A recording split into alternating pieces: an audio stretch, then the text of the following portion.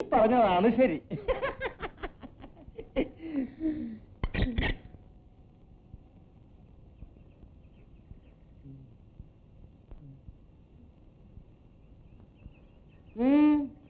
ഒരു ചെറിയ കാര്യം പറയാനുണ്ടായിരുന്നു. ഒരു ചെറിയ കാര്യം പറയാൻ വേണ്ടി മൊയ്തു ഇവിടെ വരെ വരുമോ?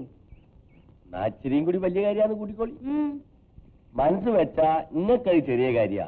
ദേ നിങ്ങളെ മോന്റെ കല്യാണക്കാര്യം. എന്റെ മകന്റെ കല്യാണക്കാര്യം ആലോചിക്കാൻ ഇവിടെ ഞാനുണ്ട്. സമ്മതിച്ച്. പക്ഷെങ്കിൽ പെണ്ണിന്റെ ഭാഗത്തുനിന്നും കാര്യം പറയാൻ ഒരാൾ വേണല്ലോ. അതിനാണ് വന്നതെന്ന് കൂട്ടിക്കോളി. എന്റെ മോന് മുസ്ലിമിന്റെ വീട്ടിൽ നിന്ന് പെണ്ണ് വേണ്ട. വേണ്ട. ഇത് നല്ല ഫസ്റ്റ് ക്ലാസ് നായർ തറവാട്ട് പറഞ്ഞ കുട്ടിയാ. ഒരു പക്ഷേ പറഞ്ഞു വന്ന ഇങ്ങളെക്കാൾ അന്തസ് കൂടുന്ന ജാതിയാ. എടോ, താൻ ഈ കാര്യത്തിൽ ഇടപെടരുത്. എന്റെ മോൻ ആരെ കല്യാണം കഴിക്കണം തീരുമാനിക്കേണ്ടത് ഞാനാ. എന്നാ പിന്നെ ഏത് പെണ്ണിനെ പ്രേമിക്കണമെന്ന് നിങ്ങൾക്ക് നിങ്ങളെ മോനോട് പറഞ്ഞു കൊടുത്തൂടായിരുന്നോ? ഭാഗർവ്യമേ, ആന കൊടുത്താലും ആശ കൊടുക്കരുത്. കൊടുത്താ അത് നിറവേറ്റണം. ആ പെണ്ണ് പാവമാണ്. എടോ, ആ പെണ്ണിന് എന്താ ഉള്ളത്? പണമുണ്ടോ? ഒരു സെന്റ് ഭൂമിയുണ്ടോ? സ്ത്രീധനമായിട്ട് കൊണ്ടുവരാൻ ഒരു തരി സ്വർണ്ണമെങ്കിലും ഉണ്ടോ? അതിനെപ്പറ്റി നിങ്ങൾ ബേജാറാവണ്ട. ചെറുതാണെങ്കിലും ഞമ്മക്കും ഉണ്ടൊരു തെങ്ങും വളപ്പ്. അതിൻ്റെ അകത്തൊരു ചെറിയ പൊരയുണ്ട്. മുണ്ട് മുറുക്കി കുത്തിയിട്ടാണെങ്കിലും ഒത്തിരി പൈസയുണ്ട്. അതൊക്കെ ഞമ്മ നിങ്ങൾക്ക് എഴുതിത്തരാം. ഓ, ഒരു പണക്കാരൻ വന്നിരിക്കുന്നു.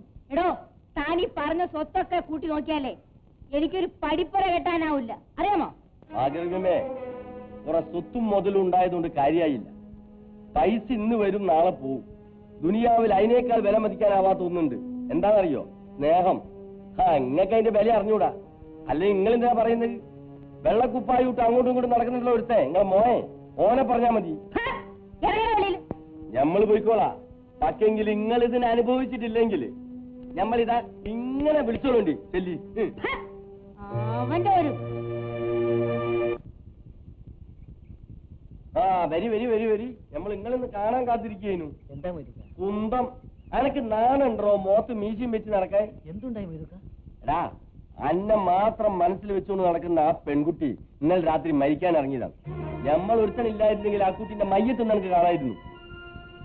എടാ, ഈ മൊയ്തുക്കിയോട് ഹക്ക് തുറന്നു പറ. അനക്ക് ആ കുട്ടിയോട് ശരിക്കുള്ള സ്നേഹം ഉണ്ടോ? അതോ അനക്ക് വേറൊരു കല്യാണം കിട്ടിയാൽ തരക്കടില്ലാന്നുണ്ടോ? മൊയ്തുക്ക, വിമലയല്ലാതെ വേറൊരു പെൺകുട്ടിയെ കുറിച്ച് ജീവിതത്തിൽ ഒരിക്കലും ഞാൻ ചിന്തിക്കില്ല. എന്നാ ഈ ഓളെ കയ്യും പിടിച്ച് ഉസിരായിട്ടും കൊണ്ട് ഇറങ്ങി വാ. നിങ്ങൾക്ക് രണ്ടാൾക്കും താമസിക്കാനുള്ള സൗകര്യം നമ്മൾ തരാം. അതല്ല വിഷമം മൊയ്തുക്ക. ഞാൻ അവിടെ നിന്ന് ഇറങ്ങി വന്നാൽ അത് അമ്മയ്ക്ക് സഹിക്കാനാവില്ല. അത് ശരി. അപ്പൊ അമ്മയുടെ ബെസമാണ് പ്രധാനം. ആ പെൺകുട്ടി എങ്ങനെയും ആയിക്കോട്ടെ എന്നല്ലേ? പോട്ടെ, എന്റെ അമ്മേനെ മൂക്കേറിട്ട് പിടിക്കാൻ ആരെക്കൊണ്ടേയും കഴിയോ? അമ്മയെ കൊണ്ട് സമ്മതിപ്പിക്കാൻ എന്താ മാർഗമെന്ന് ഞാനും ആലോചിക്കുക. അനക്കൊരു മാമനുണ്ടല്ലോ, കോൺട്രാക്ട്. അയാളോട് പറഞ്ഞു? ഇല്ല. അയാളെ എന്റെ അമ്മയ്ക്ക് ഇത്തിരി പേടിയാന്ന് നമ്മൾ കേട്ടിക്കണ്. ഒന്ന് പറഞ്ഞു നോക്കിയാലോ? കുന്തം പോയാൽ കുടത്തിലും തരിയാന്നല്ലേ?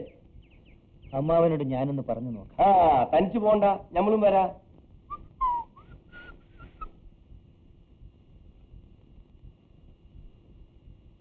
എങ്ങോട്ട് കടാ? സ്കൂൾ ഓഫ് ആർട്സിന്റെ ഒരു ഡ്രാമയുണ്ട്. അതിന്റെ റിഹേഴ്സലിനോടും ചെല്ലാൻ. നീ നാടകവും റിഹേഴ്സലുമായിട്ട് നടന്നോ? ഹലോ, ഗോപൻ എങ്ങോട്ടാ? ചെറിയൊരു പ്രോഗ്രാം ഉണ്ട്.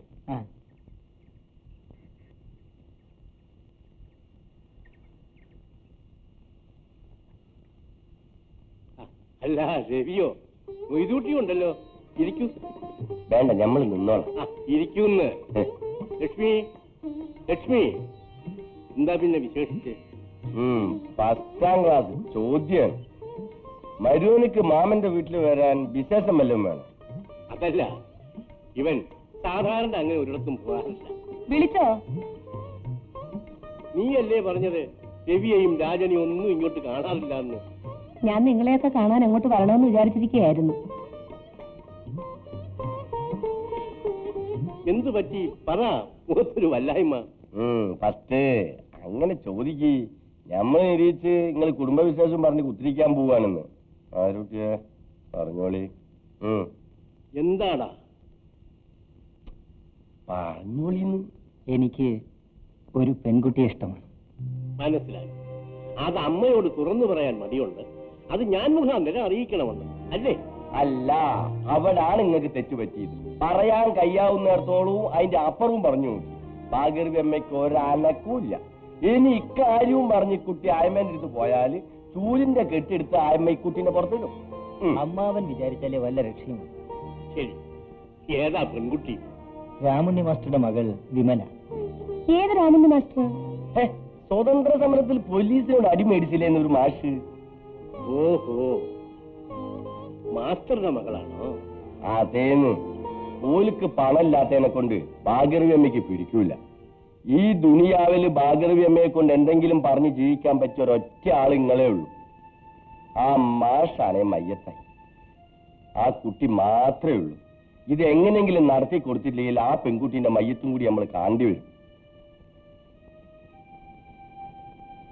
നിങ്ങൾ അങ്ങോട്ടൊന്ന് ചെല്ല്. നിങ്ങൾ പറഞ്ഞാൽ അവർ കേൾക്കും. അവളെ പറഞ്ഞ് സമ്മതിപ്പിക്കാൻ വിഷമമാണ്. ഞാനൊരു കാര്യം ചെയ്യും, വേറൊരു മാർഗം പറയാം. ചേട്ടൻ ഇങ്ങോട്ടുള്ള വഴിയൊക്കെ മറന്നു എന്നാ ഞാൻ വിചാരിച്ചത്. സമയം കിട്ടണ്ടേ ഭാർഗവി? ശരിക്കും ഉറങ്ങിയിട്ട് തന്നെ വളരെ നാളുകളായി. പിന്നെ ഇപ്പോഴിങ്ങോട്ട് വന്നത് ഒരു പ്രത്യേക കാര്യത്തിനാണ്. എന്താ ചേട്ടാ? അല്ല, പിള്ളേരൊക്കെ വളർന്നില്ലേ, ഓരോരുത്തരെ അങ്ങ് കല്യാണം ചെയ്തു വിട്ടാൽ ആ ചുമതല തീർന്നു. രമയുടെ പഠിത്തം കൈയിട്ടെന്ന ഗോപം പറഞ്ഞത്, അതുകൊണ്ട് ഞാനൊന്നും പറയാത്തത്. അവരെക്കാൾ മൂത്തവർ നിൽക്കുന്നില്ലേ, രവിയും രാജനും? നമ്മുടെ സ്ഥിതിക്ക് യോജിച്ച ബന്ധം വരണ്ടേ ചേട്ടാ? തീർച്ചയായും നമ്മളെക്കാൾ അന്തസ്സും അഭിമാനവും ഉള്ള തറവാട്ടിൽ നിന്നേ ബന്ധം ആലോചിക്കാം. ഇപ്പൊ തന്നെ ഗോപന്റെ കാര്യം നോക്കൂ. ഡെപ്യൂട്ടി കളക്ടറുടെ മകൾക്ക് വേണ്ടി അവനൊരു ആലോചന വന്നു. സാമ്പത്തിക നേട്ടം നോക്കിയാൽ ഞാനത് നടത്തി കൊടുക്കേണ്ടതാണ്. പക്ഷേ നമ്മുടെ വാക്ക് തെറ്റില്ലല്ലോ. ഞാൻ പറഞ്ഞു, പണത്തിന്റെ മാത്രം പുറകെ പോകാൻ ഞാനില്ല എന്ന്. അത് നന്നായി. ചേട്ടൻ പറഞ്ഞതുപോലെ പണം ഇന്ന് വരും നാളെ പോവും. നമ്മൾ അന്തസ്സല്ലേ നോക്കേണ്ടത്. നീയും എന്റെ അഭിപ്രായക്കാരിയാണല്ലേ? ശരി, രവിക്ക് ഞാനൊരു പെണ്ണിനെ ആലോചിച്ചാലോ? ചേട്ടനല്ലേ ആലോചിക്കേണ്ടത്. എന്റെ പരിചയത്തിൽ ഒരു പെൺകുട്ടിയുണ്ട്. നല്ല നിറവാണ്, കാണാനും കൊള്ളാം, നല്ല സ്വഭാവം. എന്നാൽ പിന്നെ നമുക്ക് അത് തന്നെ നടത്തിക്കളയാം. പക്ഷെ പണം അല്പം കുറവാണ്. അതുകൊണ്ട് നിനക്ക് ചേട്ടൻ ഇഷ്ടപ്പെട്ടാൽ പിന്നെ ആലോചിക്കാൻ എന്തിരിക്കുന്നു? നമുക്ക് ഉടനെ അത് നടത്താം. എന്നാൽ നീ എന്നോട് ക്ഷമിക്കണം. നിനക്കിഷ്ടമാവുമെന്ന് അറിഞ്ഞുകൊണ്ട് തന്നെ ഞാനത് നടത്തി. പെട്ടെന്നായതുകൊണ്ട് പറയാനും കഴിഞ്ഞില്ല. രവി, ചെല്ലുമോളെ, സംഗതി ഒത്തിക്കണേ. പരച്ചോൻ കാപ്പി. പിന്നെ നായരുട്ടിയെ, നമ്മക്ക് ഈ കല്യാണത്തിന്റെ വകയില് ഒരേല ചോറുണ്ട് പറയാൻ മറക്കണ്ട. ചെല്ലുമോളെ.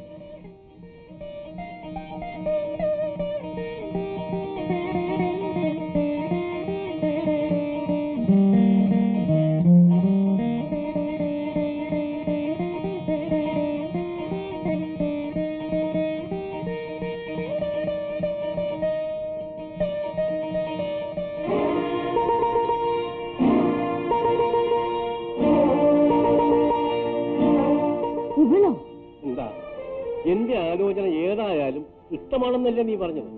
മാത്രമല്ല, ഓമനും രമയും പോലെ ഇവരും പരസ്പരം സ്നേഹത്തിലാണ്. നമ്മൾ അതും നോക്കണമല്ലോ. രമേ, നിന്റെ ചേട്ടത്തമ്മിയെ അകത്ത് വിളിച്ചോണ്ടു. അപ്പോ ചേട്ടൻ എന്നെ ചതിച്ചതല്ല, നിന്നെ പറഞ്ഞ് സമ്മതിപ്പിച്ചു എന്ന് വിചാരിച്ചാ മതി. വിമലെ, അമ്മയുടെ കാല് തൊട്ട് വന്നിക്കൂ. എന്നിട്ട് ഈശ്വരനെ വിചാരിച്ച് അകത്തേക്ക് പോകും.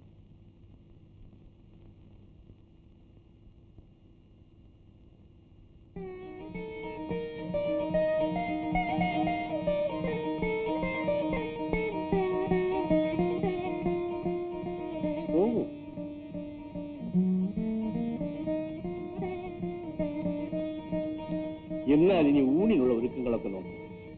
എനിക്ക് അത്യാവശ്യമായി ചില കാര്യങ്ങളുണ്ട്, പോയിട്ട് വരാം. അമ്മ അല്പം പിണക്കത്തിലാണ്, സാരമില്ല, ഒക്കെ ശരിയായിക്കൊള്ളും. വരട്ടെ.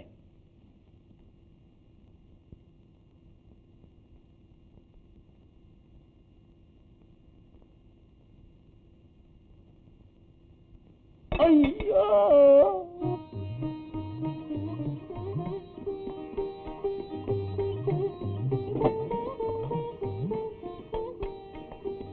വരി ചേച്ചി ഊണ് കഴിക്കാം. ഇതെന്തൊരു കല്യാണ സദ്യയാണ്. ഞങ്ങൾ ആരും അറിയാതെ പെട്ടെന്നൊരു കല്യാണം. ഞാനിപ്പോഴേ അറിഞ്ഞോളൂ കേട്ടോ. ഏതായാലും എനിക്ക് വെച്ചിട്ടു കുറച്ച് ഉണ്ടുകളെ അല്ലേ അമ്മായി? ചേച്ചിക്ക് ഭയങ്കര നാണം. അതുണ്ടാകണം. പെണ്ണുങ്ങൾക്ക് നാണം ഒരു അലങ്കാരമാണ് അല്ലേ അമ്മായി? ഇവിടെ ആ അലങ്കാരമൊന്നും വേണ്ട. വരൂ ചേച്ചി. വിമലേ, നീ ഒരു കാര്യം ചെയ്യും, എല്ലാവർക്കും വിളമ്പ്.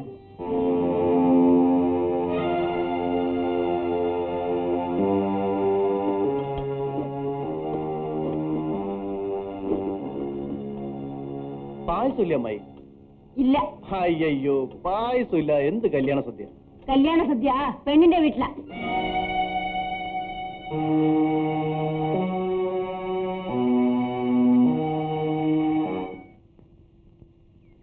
അല്ല, എന്താ ഇവിടെ ഇരിക്കുന്നേ? ഊണ് കഴിക്കണ്ടായോ? ഊണ് കഴിക്കണ്ട എന്റെ പൊന്നോ, മതി. അല്ലാതെ തന്നെ വയറ് നിറഞ്ഞിരിക്കുക. വേണ്ട വേണ്ട.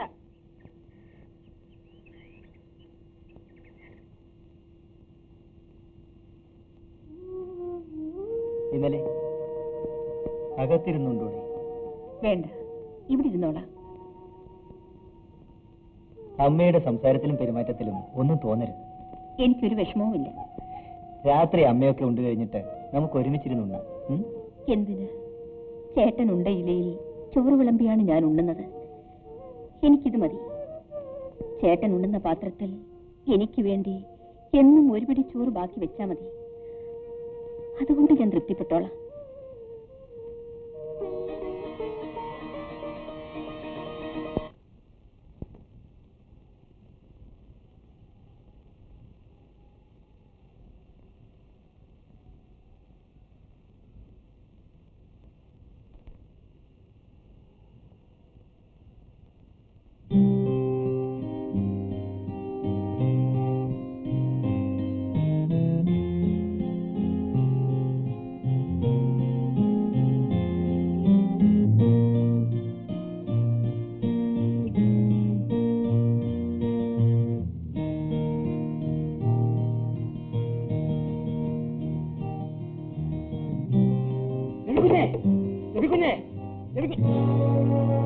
അമ്മയ്ക്ക് നെഞ്ചുവേദന, തലകറക്കം, ആകെ ബഹളം. ഒന്ന് കൂട്ടി വായോ. വാ.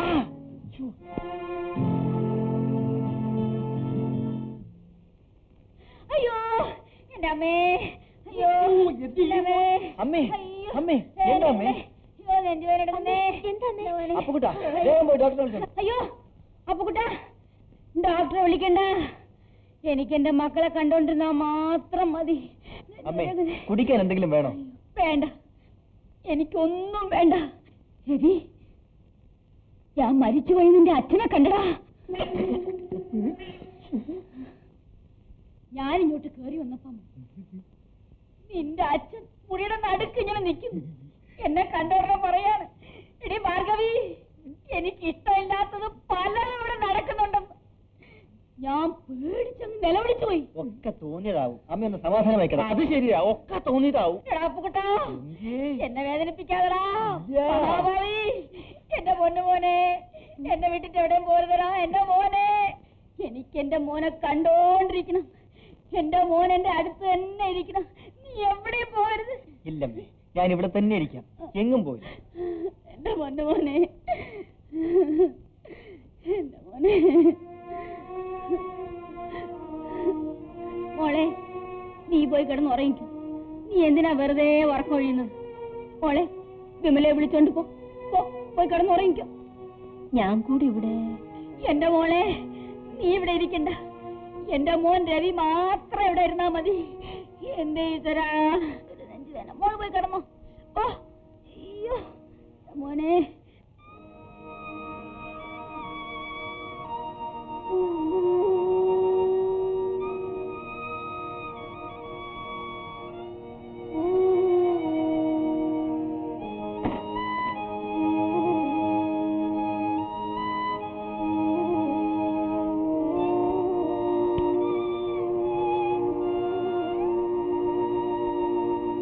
വിമലെ,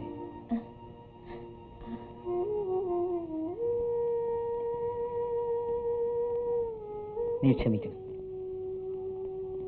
കാത്തു കാത്തിരുന്ന ആദ്യ രാത്രി നമുക്ക് നഷ്ടമായി. സാരമില്ല. നമുക്കിന്ന് വൈകുന്നേരം ഒരു സിനിമയ്ക്ക് പോവാം. തിരിച്ചു വരുന്ന വഴി ഏതെങ്കിലും ഒരു ഹോട്ടലിൽ കയറി ഒരുമിച്ചിരുന്ന് ഊണ് കഴിക്കാം. സമ്മതിച്ചോ? സത്യം പറഞ്ഞാ ഇന്നലെ രാത്രി ഞാനും പേടിച്ചു പോയി. എന്റെ പൊന്നോ, നീ ഭാർഗവിയമ്മ ഇനിയും മനസ്സിലാക്കിയിട്ടില്ലടാ അപ്പുക്കുട്ടാ.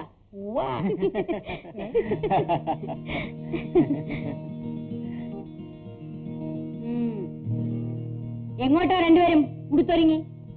ഒന്ന് പുറത്തേക്ക് പോവുക. ഓ, ഭാര്യ വീട്ടിലേക്കായിരിക്കും. ഈ സന്ധ്യാഹം നേരത്ത് രണ്ടുപേരും കൂടെ കുളിച്ചൊരുങ്ങി പുറത്തുകൊണ്ട് ചോദിച്ചതാ. ഞങ്ങളൊരു സിനിമ കാണാൻ ഇറങ്ങിയതാ. അപ്പുക്കുട്ടാ, ഞാൻ ഇന്ന് വരെ ഒരു കഥകളി കാണാൻ പോയിട്ടില്ല. ഇല്ല. ഒരു ഉത്സവം കാണാൻ പോയിട്ടില്ല. ഇല്ല. ഒരു സിനിമ കാണാൻ പോയിട്ടില്ല. ഇല്ല. പിള്ളേരൊക്കെ വലുതായി. മൂത്തവൻ അവൻ ഇഷ്ടമുള്ള പെണ്ണിനെ കയറി കല്യാണം കഴിക്കുകയും ചെയ്തു. എന്നാ സിനിമ കാണാൻ പോകുമ്പോ അമ്മ വരുന്നുണ്ടോ എന്ന് ഒരു വാക്ക്.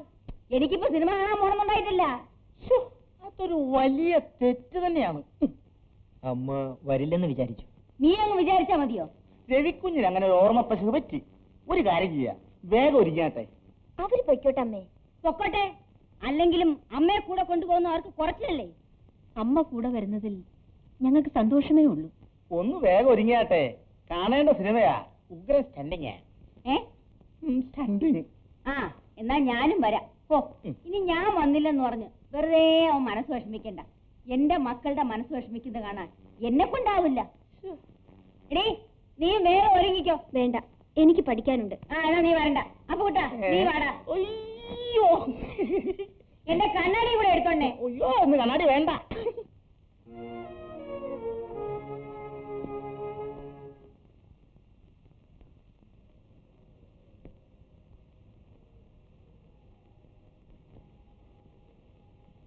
ഈ പെണ്ണിനെ എപ്പോ നോക്കിയാലും പഠിത്തമാണല്ലോ. ഈ വീട്ടിൽ ആരെയും കാണുന്നില്ലല്ലോ. എല്ലാവരും എവിടെ പോയി? ചേട്ടനും വിമല ചേച്ചിയും സിനിമയ്ക്ക് പോയിരിക്കും. അയ്യോ, അത് കൊള്ളാമല്ലോ. അപ്പൊ അമ്മയോ? അമ്മയും കൂടെ പോയിട്ടുണ്ട്.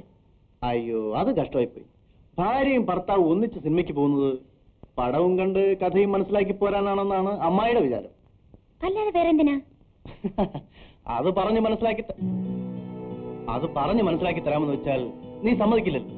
ഞാൻ എത്ര പ്രാവശ്യം പറഞ്ഞു ഒരു ദിവസം ക്ലാസ് കട്ട് ചെയ്ത് എന്റെ കൂടെ സിനിമയ്ക്ക് വരണമെന്ന്. അതിന് നീ പറഞ്ഞു കേട്ടിട്ട് വേണ്ടേ? വേണ്ട വേണ്ട, എനിക്കിപ്പോ അങ്ങനെ സിനിമ കാണണ്ട. സിനിമ കാണണ്ടേ? കാണണ്ട. ഏതായാലും ഇന്ന് അമ്മായി ചെയ്ത് നല്ലൊരു കാര്യമാണ്. ഇത്രയും വലിയ വീട്ടിൽ നിന്നെ തനിച്ചാക്കിയിട്ട് പോയല്ലോ. അത് ഞാൻ വരുന്ന സമയം നോക്കി.